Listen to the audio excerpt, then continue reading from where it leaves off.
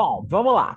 Agora estamos nessa reta final aqui, vamos falar um pouquinho sobre a prova de física do Enem.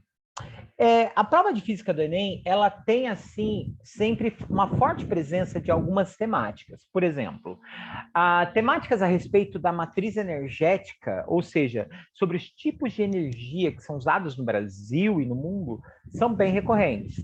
É quase exaustivo a lista de questões a respeito sobre conta de luz, sobre energia, consumo consciente de energia e tudo mais. Entretanto, é comum também no Enem, além de cobranças de questões sobre essa temática, questões sobre ondulatória e ótica. Aliás, aqui, meus queridos, vou chamá-los aqui para uma conversa. Os alunos participantes aqui estão tendo acesso também lá no grupo do Telegram, no nosso grupo do Telegram, aos vídeos das lives anteriores de aulões que já foram dados. Tá? E numa dessas lives que eu dei, aliás, essa foi uma das primeiras, essa foi lá em julho ou agosto, foi feita uma live específica sobre a prova de física e sobre questões sobre, por exemplo, a questão da conta de luz. Por isso eu não vou trazer questões sobre eletricidade aqui, tá? Porque eu já fiz resolução de exercícios sobre essa temática.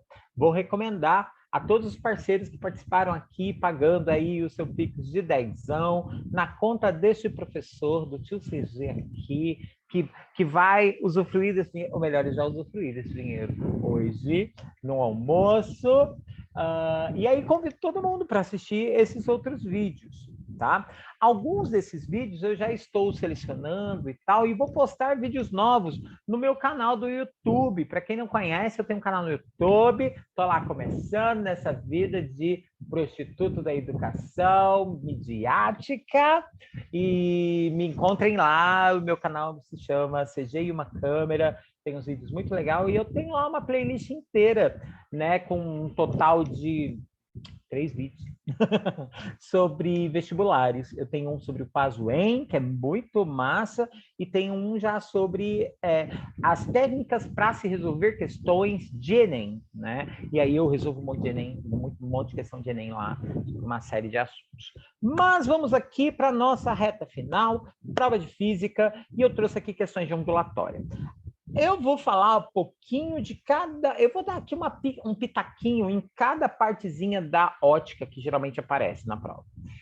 Nos últimos anos tem caído refração com muita propriedade, reflexão e propriedade da ótica geométrica. Quando a gente fala de propriedade da ótica geométrica, são conceitos em geral, né? São conceitos teóricos a respeito sobre por que acontece sombra, por que existe cor e coisas do tipo. E eu trouxe aqui uma dessas questões que falam exatamente sobre essa temática. Aqui uma questão super fácil, que poderia cair na prova de ciência da natureza, como caiu, mas poderia cair na prova de geografia também, que é uma questão da prova de 2019 sobre o assunto astronomia. A questão, ela tá assim, ela mostra uma imagem, ela traz um texto e ela vai pedir aqui algumas informações a respeito. Tá aqui, ó. A figura mostra, de forma esquemática, uma representação em vários livros e textos sobre eclipses, né? Então, aqui essa imagem está falando sobre eclipses. Como a gente pode ver aqui, ó, Sol, ou melhor, Terra. O Sol aqui está representado pelos raios que estão chegando, e aqui girando em torno da Terra, nós temos a Lua, né? Apenas analisando essa figura, um estudante pode concluir que os eclipses ocorrem 2 vezes em cada volta completa da Lua em torno da Terra, né? Porque, assim, se eu considerar essa imagem chapada desse jeito, imaginando que a Lua faz esse contorno aqui em volta da Terra, vai acontecer eclipse quando a Lua ficar aqui, entre o Sol e a Terra, e vai acontecer eclipse de novo quando a Lua ficar aqui, que aí fica em a Lua, Terra, Sol. Porque eclipse acontece nessas circunstâncias, né? Quando um astro entra na frente do outro. Pergunto, meus queridos, que tipo de eclipse? Bom, no eclipse em que a Lua entra no meio, ele vai impedir que a luz do Sol chegue à Terra. Por essa razão, em um trecho aqui da superfície da Terra, a gente vai ficar um período sem ver o Sol, o que criaria um eclipse solar. Agora, se a Lua for para o outro lado, ficar aqui na ponta, isso significa que por um determinado trecho, a Lua ficaria oculta pela sombra da Terra. E aí isso significaria que a Lua desapareceria no céu à noite, né? Porque a Lua, como não é um astro que produz a sua própria luz, se ela entrar na sombra de alguém, ela fica escura. Então, se a Lua entrar na sombra da Terra, a gente vai ter, então, um eclipse lunar. Essa é a ideia da questão. Ela fala assim, ó, essa imagem está passando essa ideia errada. Porque, bom, a Lua gira em torno da Terra basicamente uma vez por mês, né? São 28 dias que leva para a Lua dar uma volta toda. Então, a gente teria 2 eclipses acontecendo? Isso é a realidade? Então, tá lá. Apesar da figura levar à percepção, algumas informações adicionais são necessárias para se concluir que nem o eclipse solar e nem o lunar acontece com tal periodicidade. E a pergunta é, a periodicidade dos eclipses ser diferente da possível percepção do estudante ocorrem em razão de: letra A, eclipses noturnos, né, que no caso é o lunar, né, sempre imperceptíveis da Terra. Oi? Oi? Não, né? É uma coisa muito errada nessa alternativa. Não. Letra B. Os planos da órbita da Terra e da Lua serem diferentes. Como assim?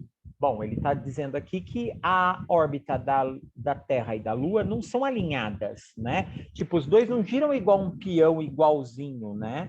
Eles são inclinados, e aí esse eixo inclinado passa a gente ter uma noção diferente de como a luz chega, né? Nesses lugares. Letra C. A distância entre a Terra e a Lua varia conforme a sua órbita. Até existe uma variação, mas é uma variação muito pequena, não seria uma variação a ponto de influenciar na ocorrência de um eclipse, tá? D de dado. Os eclipses serem visíveis apenas em parte da superfície da Terra. Depende, né?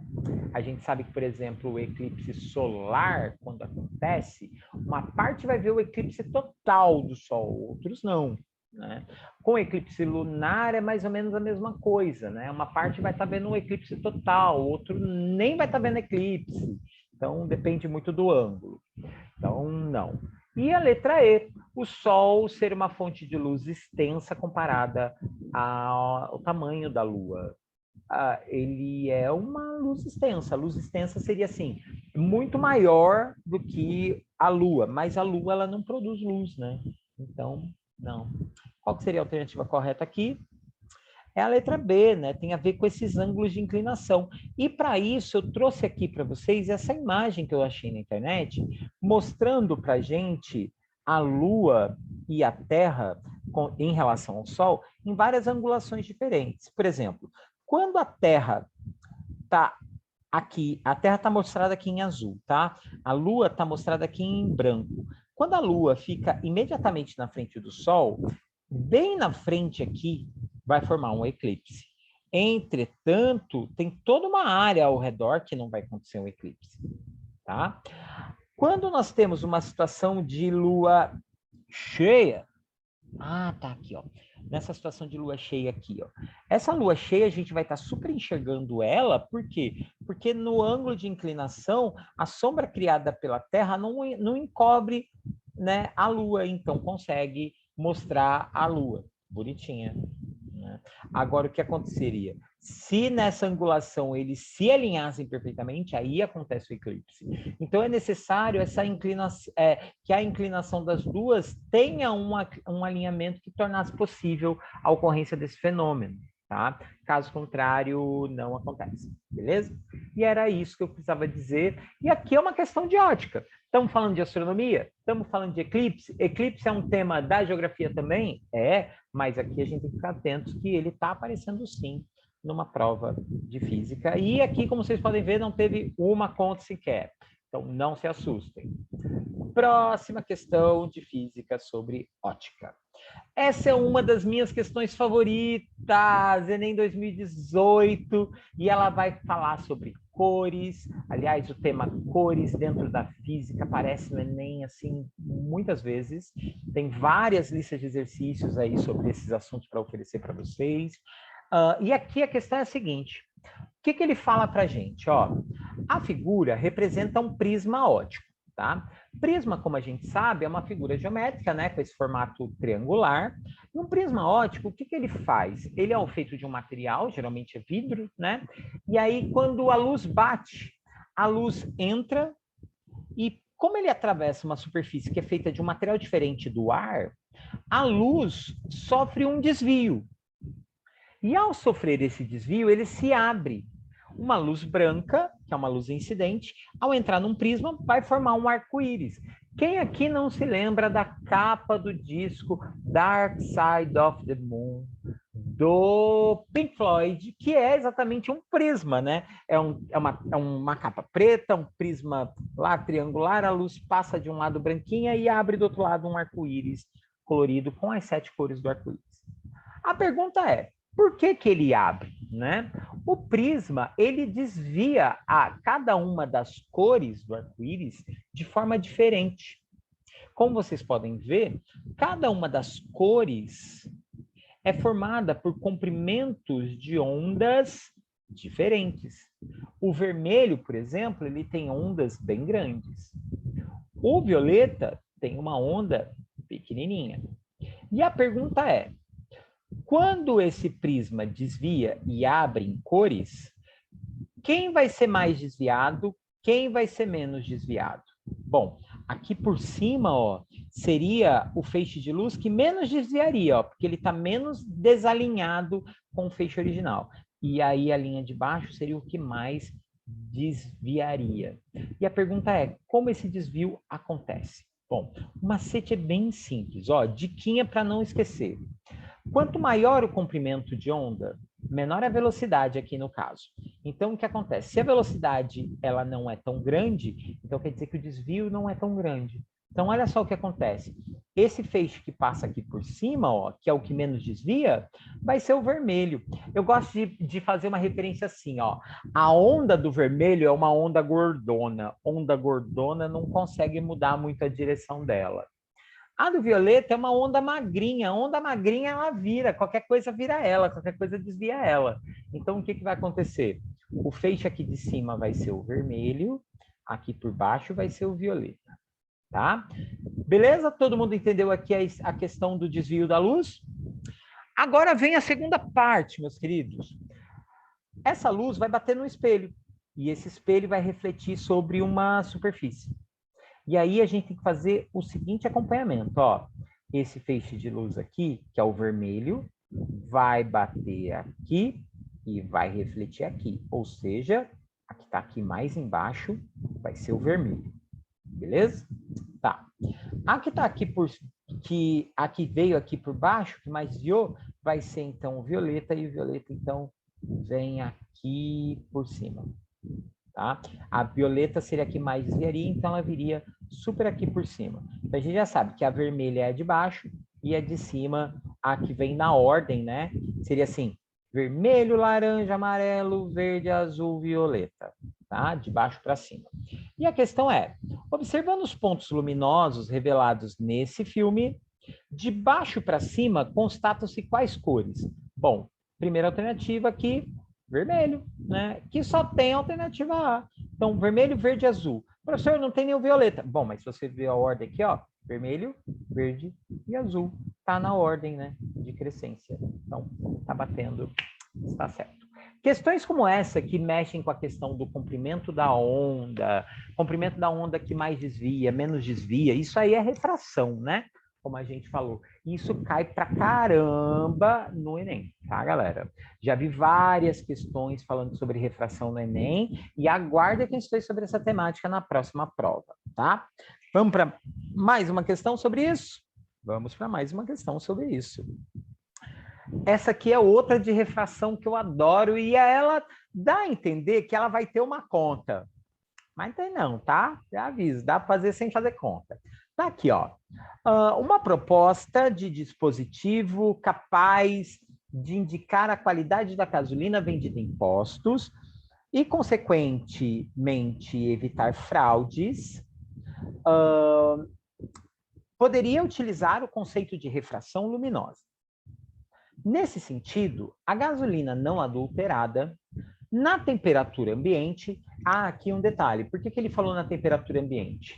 Se você tem uma superfície quente ou uma superfície fria, a luz se desvia por refração de formas diferentes, tá? Elas não se desviam de forma igual, então isso influencia aqui, tá? Bom, a gasolina não adulterada em temperatura ambiente apresenta uma razão entre os senos do raio incidente e os senos do raio refratado igual a 1,14. Esse 1,14 aqui é a referência que ele está fazendo ao que a gente chama na física de índice de refração, né? Índice de refração, ela é basicamente uma conta feita entre o seno de um sobre o seno da outra, né? Porque a luz, ela bate, ela forma um ângulo, aí você tem um triângulo e... ai, preguiça. Não tô afim, tá? Então, assim, você pega um pote de gasolina, bate um laser, uma luz ou qualquer coisa ali. A luz, ela vai entrar dentro desse copo fazendo um desviozinho, ela não vai em linha reta. Esse desviozinho corresponderia a 1,4. O que significa que qualquer feixe de luz que produz uma angulação diferente do tal 1,4, que não tem o mesmo ângulo, vai ser uma gasolina adulterada, né? E aqui tá aqui, ó, em uma fiscalização rotineira, eles fizeram esse teste de luz e deu um valor de 1,9. Então, é uma gasolina adulterada. Agora a pergunta é, qual é o comportamento do raio refratado? O raio que desviou, ele desviou de que forma? Foi mais para dentro? Foi mais para fora? Inverteu? O que aconteceu com ele? Bom, aqui eu trouxe para vocês um desenho. Desenho clássico de ótica quando o assunto é refração. É aqui, ó. Esse feixezinho em vermelho, ele é a luz que está batendo. Vamos imaginar que essa superfície aqui em azul é a gasolina. A luz bate e entra. Só que ela entra desviada, né? Como vocês podem ver, ela não vai em linha reta. Ela desvia um pouquinho. Esse aqui seria o desvio normal. Quando você tem esse N, esse índice de refração, e esse índice de refração, em comparação com o outro, muda, a regra é a seguinte: se o número for para mais, como é o caso aqui, ele foi de 1,14 para 1,9, o índice, essa reta, ela tem que vir mais para cá. Enquanto que se esse índice diminuir, ele deve ir mais para lá, tá? Até chegar ao número 1. O número 1, né, tipo 1,0, seria a reta assim, sem ter desvio nenhum, o que não existe, né? Se a luz vai atravessar uma superfície em relação a outra, ele vai sofrer algum desvio. E aí, então, a regra é, se ele vai passar, se o N vai aumentar, você desce mais o raio, ele desvia mais. Se ele diminuir, ele desvia menos. A pergunta aqui é simples. Qual alternativa se refere a isso? O raio mudou de sentido? Tipo, ele bateu e voltou? Não. Ele sofreu reflexão total? Bater e voltar de novo? Não. Ele atingiu o ângulo limite. O ângulo limite é, tipo, ele bater de pé, assim, né? Não, também. Ele direcionou-se em relação à superfície de separação, né? A superfície está aqui, né? Seria o raio ele ir mais para cima. Não. E ele se aproximou mais da normal. Normal é essa linha invisível que a gente bota aqui. A linha normal, a palavra normal em física é sempre uma linha que passa formando um ângulo de 90 graus com a superfície. Isso aqui é uma linha normal. E é o que acontece, né? Ela se aproxima da normal, ou seja, ela aumentou, então ela vem mais nessa direção, o que faz com que seja a alternativa E, senhores. Alternativa E. Notem que é uma questão de ótica, Notem que é uma questão de comportamento de luz e notem que não tem uma conta. O que você precisava para resolver esse exercício?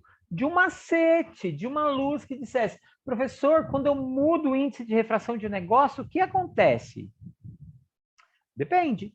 Se muda para menos, a alteração é subir mais em relação à superfície. Muda para mais, ele desvia mais ainda, ou seja, ele vai quebrar ainda mais em direção ao normal. Precisava desse macete. Sabendo um macete como esse, você se virava numa questão de ótica, beleza? Vamos seguir, porque a gente está aqui na reta final, está acabando, falta 15 minutinhos. Sim, meus amores, passou super rápido, né? Eu sei, mas é a vida, né? Bom, trago aqui mais uma questão de refração. Essa questão de refração do Enem, ele aconteceu no Enem de 2019, ou seja, de novo, estamos falando de uma questão que aconteceu aí tipo, praticamente ontem, né? Foi ali, ó, logo ali. E a questão fala assim, ó, a maioria das pessoas fica com a vista embaçada, né? Fica com a visão embaçada após abrir os olhos embaixo d'água. É normal, né? A gente vai embaçar a vista. Mas há uma exceção. O povo Moken, que habita a costa da Tailândia. Essa característica se deve principalmente à adaptabilidade do olho e à plasticidade do cérebro, que significa que você também, após algum treinamento, poderia enxergar relativamente bem embaixo d'água. Ou seja, depois de treino, a gente conseguiria ver sem a vista embaçar, né? Estudos mostraram que a pupila dos indivíduos Moken sofrem uma redução significativa embaixo d'água, o que faz com que os raios luminosos incidam praticamente paralelos ao eixo óptico da pupila, né? Vamos entender aqui porque questões sobre olho humano aparecem muito no Enem, a gente precisa falar disso. Bom, o olho, como basicamente ele funciona? Bom, ele é basicamente uma esfera, ele é uma estrutura redonda. A luz só pode entrar pela parte frontal, né, pela entrada da pupila, e ela tem que atravessar um cristalino e bater no fundo do olho lá dentro, que é onde tem a retina. A retina ela tem células lá que são sensíveis à presença da luz e vai converter essa informação luminosa numa informação elétrica que vai chegar no seu cérebro. Bom, mas tem um detalhe. A gente regula a quantidade de luz que entra pelos nossos olhos através de uma musculatura que tem na frente do olho. Geralmente funciona assim, quando a gente entra num lugar escuro, a nossa pupila se dilata para deixar o máximo de luz entrar, para a gente conseguir enxergar alguma coisa. Enquanto que quando a gente está num lugar muito iluminado, a nossa pupila se fecha ao máximo para regular a quantidade de luz, para não deixar entrar muita luz, e isso vai fazer com que a luz entre praticamente assim, ó, retinha no nosso olho. E aqui tem um outro detalhe importante para se falar sobre o olho humano. Dentro do nosso globo ocular, a gente tem um líquido. E esse líquido causa uma refração da luz, né? Fazendo com que a luz sofra um pequeno desvio. Quanto mais a pupila estiver aberta, mais desvio essa luz pode sofrer. Enquanto que quando a pupila está mais fechada, menos desvio essa luz pode sofrer. E aqui ele está falando que essas pessoas dessa população Moken aí, da Tailândia, eles quando entram embaixo da água, a pupila deles se fecha. A pupila se fecha. Então, quer dizer que o que acontece? A luz sofre o mínimo de desvio possível dentro do olho desses caras. E a pergunta é, qual a alternativa que explica isso? Ó, tá lá. A acuidade visual é o nome que a gente dá para essa capacidade que a gente tem de enxergar bem, né? A acuidade visual associada à redução das pupilas é fisicamente explicada pela diminuição do desvio dos feixes luminosos, né, refratados no interior do olho. A luz desvia menos, então se a luz desvia menos, significa que ela vai chegar ao fundo do olho com mais ou menos o mesmo formato do que antes, beleza? E é isso, temos aqui uma questão sobre globo ocular. Aqui eu vou chamar a atenção para uma outra temática que pode aparecer, e aqui eu vou abrir espaço para vocês se virarem. Uma dica que eu dou, um outro assunto muito legal para se falar sobre Enem, é a chamada caixa escura câmara escura ou pinhole. Basicamente, é uma caixa com um buraquinho, tá? E quando a gente bota uma coisa iluminada na frente dessa caixa com um buraco, essa imagem dessa luz entra dentro dessa caixa pelo buraquinho e se inverte no fundo, ou seja, ela meio que imita um olho humano, né? O olho humano é basicamente isso, é uma caixa escura. Um buraquinho na frente, a luz entra e se inverte. Cria uma imagem invertida no fundo do nosso olho. Aqui tem um detalhe legal, é que já caiu várias questões sobre essa temática. E eu super recomendo vocês procurarem. Dá uma lidinha assim, tipo, eu acho que eu nunca ouvi falar sobre isso. Beleza, vai atrás disso, tá? Ou faça como um bom aluno deste professor. Me espera que sábado que vem estou voltando. Estou voltando para resolver mais questões com essa temática. Por mais R$10, a gente garante o vinho desse professor e ele pode resolver ainda mais questões do Enem, de Física, Química e Biologia novamente. Estamos indo já para a nossa reta final de hoje. Está faltando aí menos de 10 minutos para a gente acabar essa nossa live. E eu trago aqui uma última questão para a nossa conversa, uma questão do Enem de 2015, falando de novo sobre olho. E aqui, de novo, nós estamos falando de refração, uma vez que eu vou falar de óculos, de problemas de visão, e isso, de novo, cai pra caramba no Enem, gente. Bom, o rolê é o seguinte. Temos aqui, ele vai contar uma historinha, ele traz um texto de suporte, aí ele vai pedir a alternativa, o que você espera que aconteça. Tá lá, ó. O avanço tecnológico da medicina propicia o desenvolvimento de tratamento de diversas doenças, como as relacionadas à visão. A correção que utiliza lasers para o tratamento da miopia são consideradas seguras até 12 dioptrias, ou seja, aí, né, quando você tem aí, dependendo do grau, né, essa cirurgia é super segura para você fazer. Né? Dependendo da espessura e, obviamente, da curvatura da sua córnea. Para valores de dioptria superiores a esse, o implante de lentes intraoculares é o mais indicado, ou seja, ao invés de fazer a cirurgia, você bota uma lente dentro do olho para fazer a correção do problema de visão. Essas lentes são conhecidas como lentes fásicas, que a gente está chamando de LF. E são implantadas junto à córnea, que aqui ele está representando, né, que está antecedendo ao cristalino, que é a letra C. E que sempre que precisa ser removido, né, é fácil de resolver. E lá embaixo nós temos a córnea, a retina, a letra R. A pergunta é a seguinte, ó. O comportamento da luz incidindo sobre o olho, que possui um implante de lentes fásicas para correção de um problema de visão apresentado é esquematizado como... Bom, vamos lá. Que problema de visão que está falando aqui? A questão está falando da miopia. Na miopia, eu preciso do que, CG? Bom, vamos entender primeiro o que é a miopia. Miopia é um problema de visão que está associado a gente não conseguir enxergar coisas que estão longe, né? E o que exatamente a gente precisa? A gente precisa de lentes... Opa, peraí, dando uma vizinha aqui. A gente precisa de lentes para os olhos que sejam divergentes. Olha só, não estou enxergando. O que precisa de uma lente divergente? De ver quem? Divergente. Mas a palavra divergente é basicamente baseada com o comportamento do que ela faz com raio de luz. Divergente, ele pega um raio de luz e abre. Então, uma lente divergente, na miopia, abre o raio de luz. A hipermetropia seria o evento contrário, né? Seria as pessoas que têm dificuldade para ver de perto. É a famosa pessoa que estica a mão assim, bota o celular lá longe para conseguir ler. Então, isso é o hipermétrope. E aí, no caso do hipermétrope, que tem dificuldade para ver de perto, então ele vai ter que usar lentes convergentes. Convergentes fazem o quê?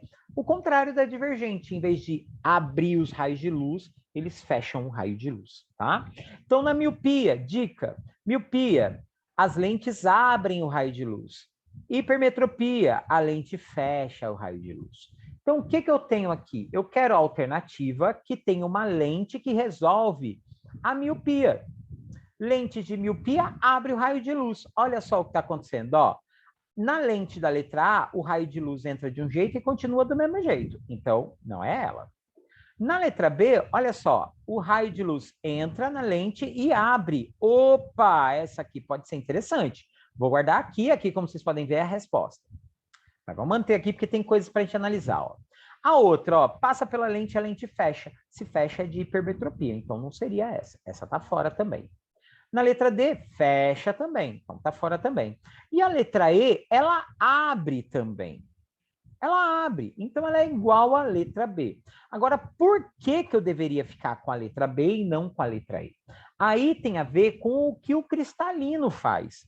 O cristalino é uma lente que tem dentro do nosso olho que tem um comportamento convergente e que fecha o raio de luz para focar a imagem num ponto só, para que a gente enxergue na retina.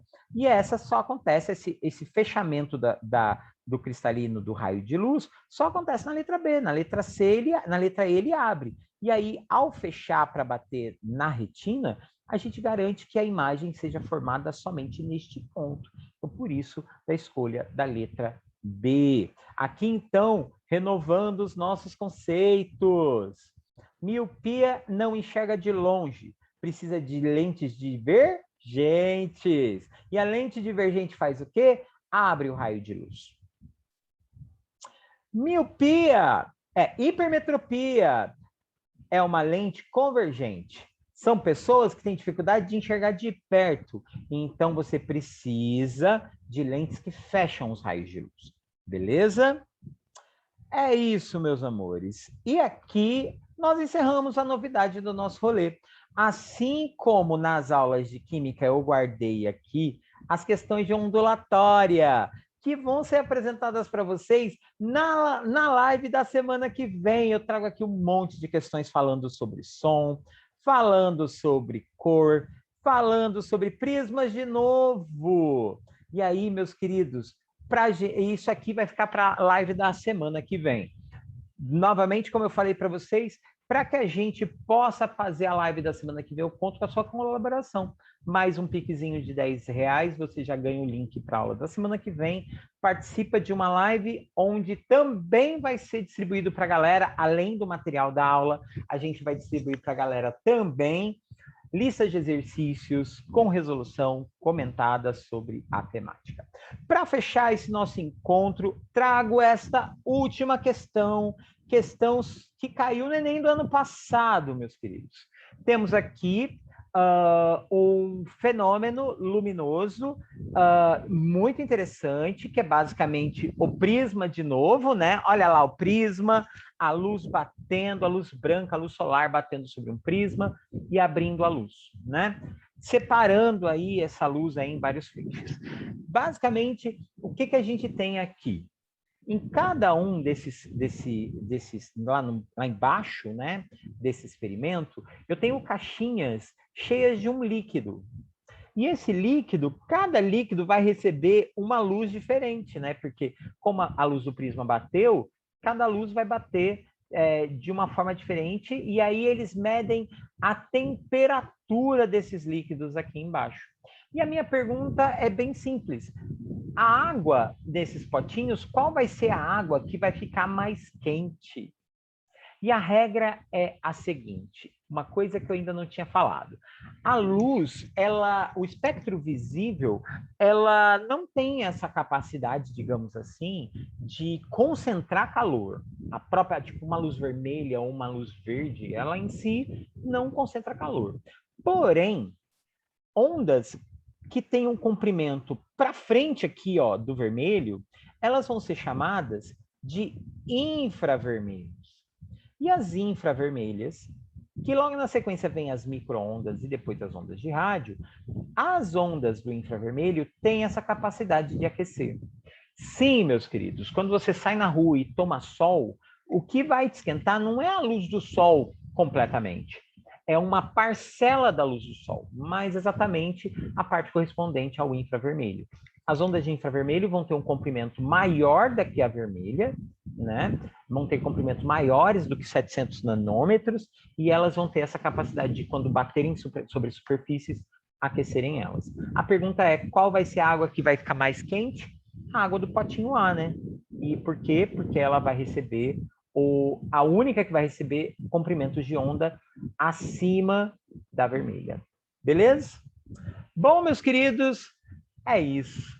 Eu fico por aqui. Eu tenho muito a agradecer a todo mundo, a todos os meus alunos que estão aqui, meus alunos dos colégios, tanto do Objetivo quanto do Colégio Anglo, que vieram aqui para me prestigiar, que pegaram, abriram a carteira e depositaram no bolso desse professor não só R$10, mas a confiança de poder participar dessa live. E eu agradeço muito e conto com a participação de vocês nos nossos próximos encontros. Não só agora na proximidade do Enem, mas durante as férias eu farei novas lives como essa. Algumas delas vão ser gratuitas, várias delas eu pretendo, inclusive, fazer gratuitas, para exatamente mobilizar a galera em torno de não só se preparar para uma prova, mas aprender a estudar do jeito certo, né? Eu não preciso ser o cara da decoreba, eu não preciso ser o cara que decore todos aqueles termos científicos complexos, eu preciso entender como as coisas funcionam. E, às vezes, para entender como as coisas funcionam, eu preciso de conceitos mais básicos, né? Às vezes a gente precisa de conceitos realmente muito mais simples, né? E eu trago isso aqui para vocês nessa nossa conversa. Muito obrigado a todo mundo que esteve aqui. Eu agradeço muito. Por favor, quem ainda não me segue no Instagram, siga lá eu estou sempre postando esses aulões quando vão acontecer. Alguns desses vídeos agora nas férias vão aparecer trechinhos no meu canal do YouTube. Eu vou postar vídeos específicos para vestibular e de biologia e de química lá no meu canal do YouTube durante essas férias. E eu aguardo vocês me prestigiando desses eventos. Foi um prazer estar aqui e a gente se encontra num próximo rolê como esse. Um beijão aos inseguros, muito obrigado, espero que tenha passado essa insegurança, ou pelo menos ter tranquilizado o coração de alguns. Eu aguardo vocês no próximo encontro, um beijo, tchau!